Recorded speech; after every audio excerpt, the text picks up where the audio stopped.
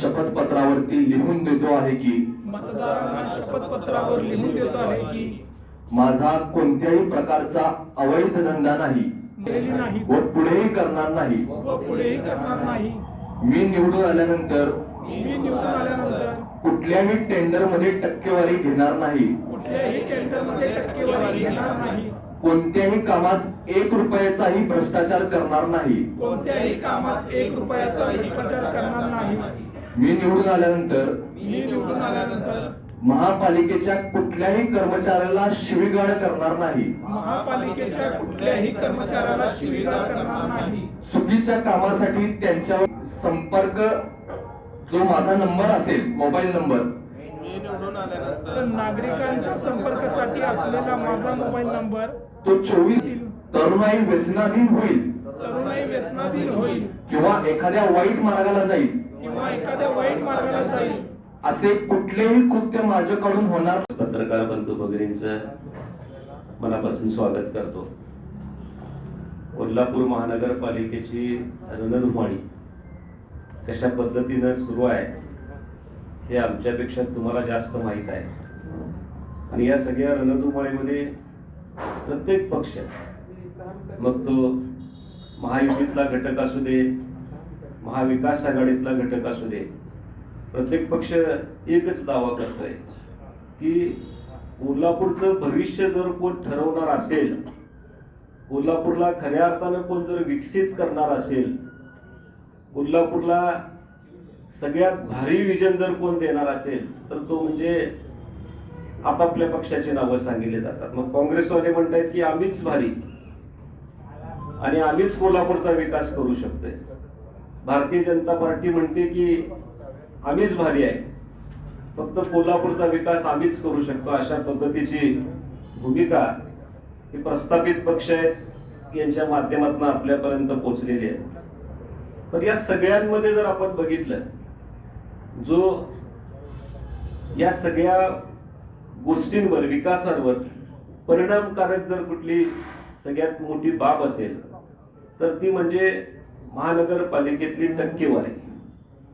हे आमचं तर जाहीरपणे खुलं आव्हान आहे, जोपर्यंत महानगरपालिकेतली टक्केवारी संपणार नाही तोपर्यंत कोणत्याही पद्धतीची विकास कामं होणार नाही। त्याचं कारण आहे, आम्ही सातत्यानं 100 कोटी रुपये मंजूर झाले रस्त्यांसाठी, त्याच्यातली टक्केवारी तुमच्या माध्यमातून लोकांच्या पर्यंत आम्ही सातत्यानं पोहोचवत आलोय।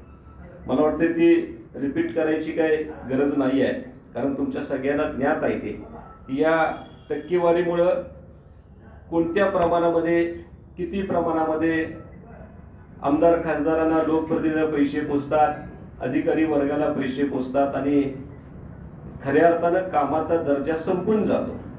मग तो रस्त्याच्या कामातला असू दे, एखाद्या बागेतलं सुशोभीकरणाचा विषय असू दे, शाळा डेव्हलपमेंट मधला विषय असू दे किंवा शालेय पोषण आहारातला विषय असू दे, एखादी विकासाची चांगली स्कीम, मग नगरोत्थान असो, अमृत योजना असो, या सगळ्यांमधले जर सगळ्यात मोठी कीड कुठली असेल तरी कोल्हापूर महानगरपालिकेला लागलेली टक्केवारीची कीड। आणि मग निधी आणणं हे स्वाभाविक आहे। निधी आणणं म्हणजे काय उपकार करत नाही कोण, हे केंद्राचा निधी असू दे, नाही राज्याचा निधी असू दे, आमच्या पैशाचं आहे। आम्ही टॅक्स भरलाय म्हणून तिथं पैसे जमा होतात। आम्ही इन्कम टॅक्स भरतोय, आम्ही जीएसटी भरतोय, आम्ही प्रोफेशनल टॅक्स भरतोय, आम्ही घरपाळा भरतोय, आम्ही पाणीपट्टी भरतोय, म्हणून तिथं पैसे जमा होतात आणि ते पैसे आपल्याला मिळणार आहे। त्यामुळे निधी आणणं हा काय मोठा इश्यू नाही आहे। कुठल्याही पक्षाने जर असं म्हटलं की आम्ही आहे म्हणून निधी आणतो, अरे आम्ही तुमच्या घशातनं निधी ओढून काढू, एवढी धमक पार्टीमध्ये, पार्टीच्या कार्यकर्त्यांमध्ये। त्यामुळे तो मोठा इश्यू नाही आहे। निधी वापरणार कसा, निधी वापरणार कसा याच्याबद्दलचा हा मोठा गंभीर विषय आहे। कारण तुम्हाला सगळ्यांना माहित आहे, प्रत्येकाचं पाकिट ठरलंय, प्रत्येकाचं टक्केवारी ठरले, आणि ही जोपर्यंत टक्केवारी संपत नाही तोपर्यंत महानगरपालिकेचा विकास होऊ शकत नाही, अशी आमची ठाम धारणा आहे। आणि हाच मूळ प्रॉब्लेम आहे, दुसरा या कुठलाही महानगरपालिकेचा प्रॉब्लेम नाही आहे। टक्केवारीमध्ये गुंतलेले अधिकारी, टक्केवारीमध्ये गुंतलेले लोकप्रतिनिधी हा ह्याच्यातला सगळ्यात मोठा प्रॉब्लेम आहे.